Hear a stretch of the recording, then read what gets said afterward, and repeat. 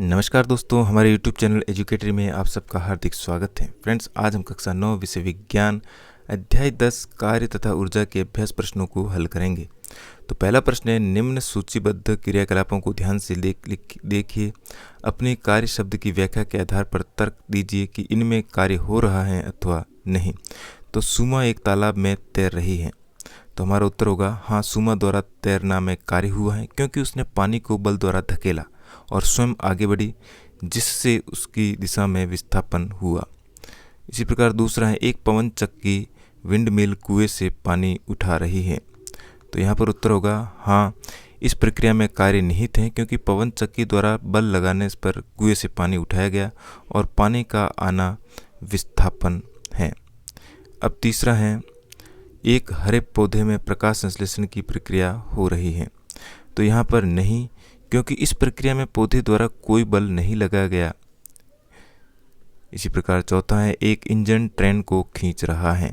तो हमारा उत्तर होगा हाँ, क्योंकि इंजन द्वारा ट्रेन को खींचने में कार्य हुआ क्योंकि इसमें इंजन द्वारा बल लगाया गया और ट्रेन विस्थापित हुई है। पांचवा है, अनाज के दाने सूर्य की धूप में सूख रहे हैं। तो यहाँ हमारा उत्तर होगा नहीं, क्योंकि इस प्रक्रिया में कोई भी बल नहीं लगाया गया है। इसी प्रकार छठा है, एक पाल नाव पवन ऊर्जा के कारण गतिशील है। तो यहाँ पर छठे का उत्तर होगा हाँ, पवन ऊर्जा के द्वारा बल लगाने पर नाव का गतिशील होना अर्थात विस्थापित होना कार्य की श्रेणी में आएगा। अब है दूसरा प्रश्न, एक पिंड को धरती से किसी कोण पर फेंका जाता है। यह एक वक्र पथ पर चलता है और वापस धरती पर आ गिरता है। पिंड के पथ के प्रारंभिक तथा अंतिम बिंदु एक एक क्षैतिज रेखा पर स्थित है।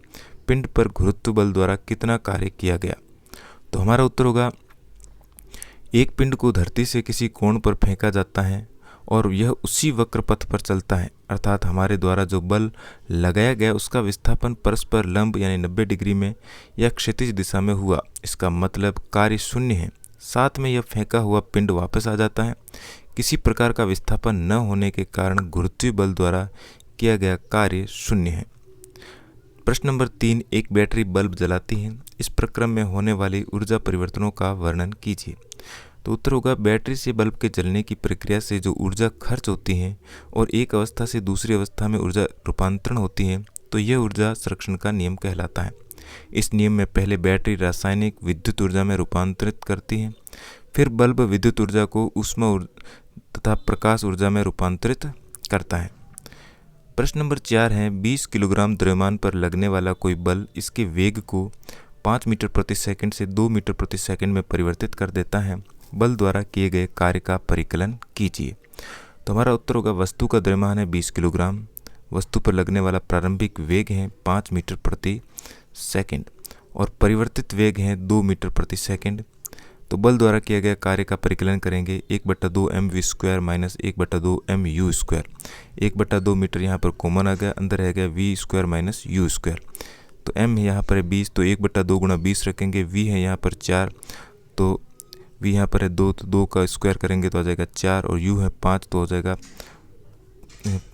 5 स्क्वायर करेंगे तो 25। तो इसको हल करने पर आएगा 1/2 गुणा 4 में से 25 गए तो अंदर रह गया माइनस का 21। तो इस प्रकार यहाँ हो गया 1/2 गुणा 20 गुणा माइनस के 21। इसको हल करेंगे तो आएगा माइनस का 420/2 बराबर, हल करेंगे तो आएगा माइनस के 210 यानी कि 210 जूल। पांचवा प्रश्न है, 10 किलोग्राम द्रव्यमान का एक पिंड मेज पर ए बिंदु पर रखा है। इसे बी बिंदु तक लाया जाता है। यदि ए तथा बी को मिलाने वाली रेखा क्षैतिज है तो पिंड पर गुरुत्व बल द्वारा किया गया कार्य कितना होगा? अपने उत्तर की व्याख्या कीजिए। तो हमारा उत्तर होगा, जैसा कि हम जानते हैं कि ए और बी को मिलाने वाली क्षैतिज दिशा है जिसमें बल लगाने पर परस्पर लंब दिशा में विस्थापन हुआ। इसका तात्पर्य कि कार्य शून्य है। इस प्रकार पिंड पर गुरुत्व बल द्वारा किया गया कार्य भी शून्य होगा। छठा प्रश्न है, मुक्त रूप से गिरते एक पिंड की स्थितिज ऊर्जा लगातार कम होती जाती है। क्या यह ऊर्जा संरक्षण नियम का उल्लंघन करती है? कारण बताइए। नहीं करती है। इस प्रक्रिया में ऊर्जा संरक्षण नियम में कोई उल्लंघन नहीं होता। जैसा कि हम जानते हैं कि यांत्रिक ऊर्जा स्थितिज ऊर्जा और गतिज ऊर्जा के बराबर होती है और एक मुक्त रूप से गिरता हुआ पिंड भी इसी दिशा में काम करता है। पहले वह स्थितिज ऊर्जा को कम करता है, साथ में गतिज ऊर्जा की वृद्धि करता है और अंततः यांत्रिक ऊर्जा का संरक्षण करता है। प्रश्न नंबर 7, जब आप साइकिल चलाते हैं तो कौन कौन से ऊर्जा रूपांतरण होते हैं? हमारा उत्तर होगा, साइकिल चलाते समय पहले स्थिर साइकिल की स्थितिज ऊर्जा से पैडल मारना से पेशीय, फिर यांत्रिक ऊर्जा पकड़ना और अंत में गतिज ऊर्जा में रूपांतरण होना ही प्रक्रिया है। 8वां प्रश्न है, जब आप अपनी सारी शक्ति लगाकर एक बड़ी चट्टान को धकेलना चाहते हैं और इसे हिलाने में असफल हो जाते हैं तो क्या इस अवस्था में ऊर्जा का रूपांतरण होता है? आपके द्वारा व्यय की गई ऊर्जा कहाँ चली जाती है? हमारा उत्तर होगा, जब हम अपनी सारी शक्ति लगाकर एक बड़ी चट्टान को धकेलते हैं तो इस अवस्था में चट्टान हटाने में कोई परिवर्तन नहीं होता, अर्थात कोई कार्य नहीं हुआ, लेकिन हमारे द्वारा लगी ऊर्जा की वजह से हम थकावट महसूस करेंगे। इस तरह से ऊर्जा का रूपांतरण हुआ।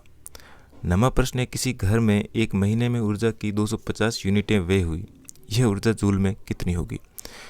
तो हमारा उत्तर होगा, 1 यूनिट बराबर 1 किलोवाट घंटा बराबर होता है 3.6 × 10⁶। व्यय हुई यूनिट होगी 250 किलोवाट घंटा और जल में ऊर्जा है 250 को हम 250 को 3.6 × 10⁶ से गुणा करेंगे तो आएगा 250 × 36/10 × 10⁶। सरल करेंगे तो आएगा 900 × 10⁶। इसको और सरल करेंगे तो आएगा 9 × 10⁸। प्रश्न नंबर 10, 40 किलोग्राम द्रव्यमान का एक पिंड धरती से 5 मीटर की ऊंचाई तक उठाया जाता है, इसकी स्थितिज ऊर्जा कितनी है? यदि पिंड को मुक्त रूप से घिरने दिया जाए तो जब पिंड ठीक आधे रास्ते पर है उस समय इसकी गतिज ऊर्जा का परिकलन कीजिए। तो यहाँ पर होगा, पिंड का द्रव्यमान है m बराबर 40 किलोग्राम, पिंड की धरती से पिंड की ऊंचाई है h बराबर 5 मीटर, घूर्ती त्वरण है g बराबर 10 मीटर प्रति सेकंड स्क्वायर। स्थितिज ऊर्जा हम लिखेंगे, स्थितिज ऊर्जा का सूत्र है E बराबर mgh। तो m है 40, g है 10 और h है 5। तो सरल करेंगे तो आएगा 2000।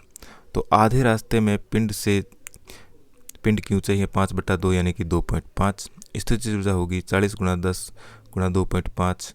इसको सरल करेंगे तो आएगा 1000। तो कुल स्थितिज ऊर्जा हो जाएगी गतिज ऊर्जा प्लस स्थितिज ऊर्जा। तो यहाँ पर कुल ऊर्जा है 2000 प्लस बराबर गतिज ऊर्जा प्लस 1000। तो गतिज ऊर्जा यहाँ पर हो जाएगी, 2 को इधर भेजेंगे तो आ जाएगी 1000। तो पूरी तरह से हल करने पर हमारा उत्तर होगा 1000। 11वां प्रश्न है, पृथ्वी के चारों ओर घूमते हुए किसी उपग्रह पर गुरुत्व बल द्वारा कितना कार्य किया जाएगा? अपने उत्तर का तर्कसंगत बनाइए। तो हमारा उत्तर होगा, पृथ्वी के चारों ओर घूमते हुए उपग्रह पर गुरुत्व बल परस्पर लंब की दिशा में लगता है, इसलिए इस पर किया गया कार्य 0 होता है। 12वां प्रश्न है, किसी पिंड पर लगने वाले किसी भी बल की अनुपस्थिति में इसका विस्थापन हो सकता है। सोचिए, इस प्रश्न के बारे में अपने मित्रों तथा अध्यापकों से विचार विमर्श कीजिए। तो हमारा उत्तर होगा हाँ, किसी भी वस्तु या पिंड पर लगने वाला बल उस वस्तु के गतिशील होने का कारण है और किसी वस्तु पर आंतरिक या बाह्य बल न लगने के कारण उसका विस्थापन असंभव है। इसी वजह से जब किसी पिंड पर किसी दूसरे पिंड का बल कार्य करता है तो पिंड का विस्थापन होता है। जैसे किसी पेड़ से टूटा फल बल लगने के कारण नीचे गिरा, इसमें विस्थापन हुआ और बल 0 है। 13वां प्रश्न है, कोई मनुष्य भूसे के एक गट्ठर को अपने सिर पर 30 मिनट तक रखे रखता है और थक जाता है, क्या उसने कुछ कार्य किया या नहीं? अपने उत्तर को तर्कसंगत बनाइए। हमारा उत्तर होगा, कोई कार्य जब ही पूरा माना जाता है जब उसमें कोई विस्थापन होता है, लेकिन भूसे का गट्ठर वहीं है इसलिए कोई कार्य नहीं हुआ। 14वां प्रश्न है, एक विद्युत हीटर को घोषित शक्ति 1500 वाट है, 10 घंटे में यह कितनी ऊर्जा उपयोग करेगा? तो हमारा उत्तर होगा, शक्ति बराबर 1500 वाट, समय है 10 घंटे, खर्च की गई ऊर्जा है बराबर ज्ञात करनी है। तो शक्ति गुणा समय बराबर है 1500 × 10 = 15000 किलोवाट घंटा, बराबर हो जाएगा, इसको किलोवाट घंटा होता है 3.6 × 10⁶। तो हल करेंगे तो उत्तर आ जाएगा 5.4 × 10⁷। 15वां प्रश्न है, जब हम किसी सरल लोलक के गोलक को एक ओर से ले जाकर छोड़ते हैं तो यह दोलन करने लगता है। इसमें होने वाले ऊर्जा परिवर्तनों की चर्चा करते हुए ऊर्जा संरक्षण के नियम को स्पष्ट कीजिए। गोलक कुछ समय पश्चात विराम अवस्था में क्यों आ जाता है? अंततः इसकी ऊर्जा का क्या होता है? क्या यह ऊर्जा संरक्षण नियम का उल्लंघन है?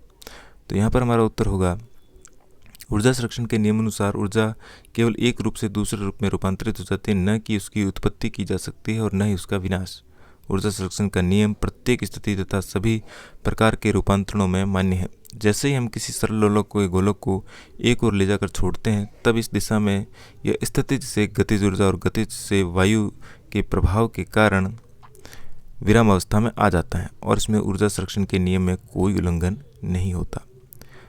16वां प्रश्न है, m द्रव्यमान का एक पिंड एक नियत वेग से गतिशील है, पिंड पर कितना कार्य करना चाहिए कि यह विराम अवस्था में आ जाए। हमारा उत्तर होगा, यदि वस्तु की गति को हम विराम अवस्था में लाते हैं तो उसके लिए W बराबर होगा 1/2m कोष्टक में v square minus u square, u बराबर है यहाँ पर 0, W है 1/2mv स्क्वायर। यह स्पष्ट किया गया कि कार्य वस्तु की गतिज ऊर्जा में परिवर्तन के बराबर है।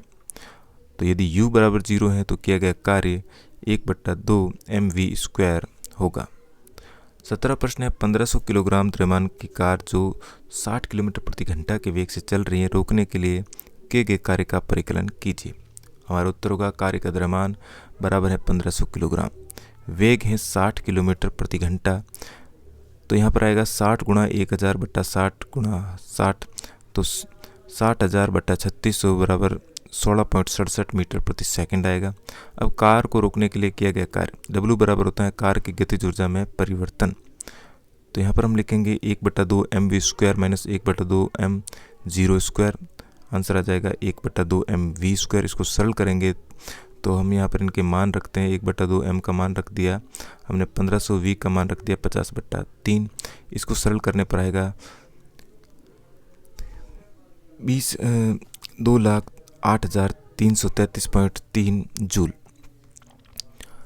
प्रश्न नंबर 18, निम्न में से प्रत्येक स्थिति में m द्रव्यमान के एक पिंड पर एक बल F लग रहा है। विस्थापन की दिशा पश्चिम से पूर्व की ओर है, जो एक लंबे तीर से प्रदर्शित की गई है। चित्रों को ध्यानपूर्वक देखिए और बताइए कि किया गया कार्य ऋणात्मक है, धनात्मक है या शून्य।